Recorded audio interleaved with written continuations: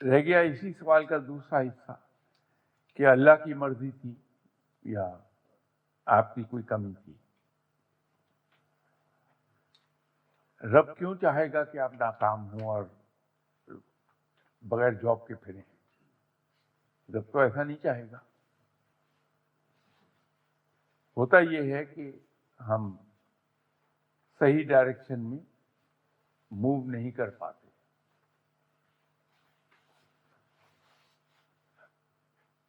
Job کے دینے یا نہ دینے کا معاملہ شاید میں تھوڑا سا سمجھتا ہوں، کیونکہ 1 سپٹمبر 1976 سے میں انڈیپینڈنٹ اپوائنٹنگ اتھارٹی ہوں اور ہزاروں کی تعداد میں اب تک لوگ ہائر کیے میں نے.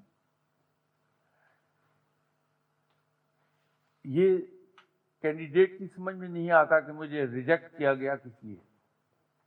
ایک سیدھا الزام آتا ہے کہ جی سفارش آ گئی ہوگی، کوئی ٹیلی فون آیا ہوگا، مجھے ریجیکٹ کر کے مجھ سے کم قابل انسان کو رکھ لیا. لیکن ایز این اپوائنٹنگ اتھارٹی مجھے معلوم ہے ایک بات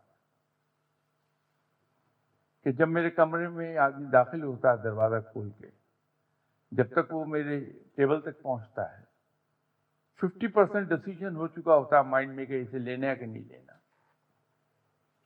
اس آدمی کا حلیہ، اس کی چال ڈھال، اس کے چلنے کا انداز، پھر میرے پاس آ کے جب اس نے مجھے سلام کیا ہے یا گڈ آفٹرنون کہا، اس کے کہنے کا انداز،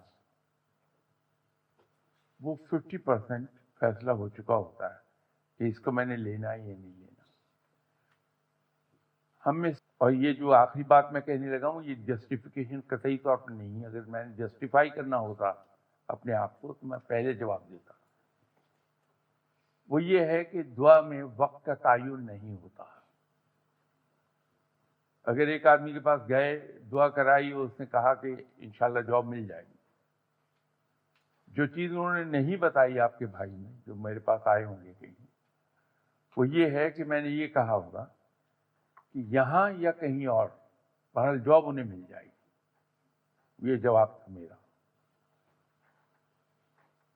میں اس پر بھی قائم.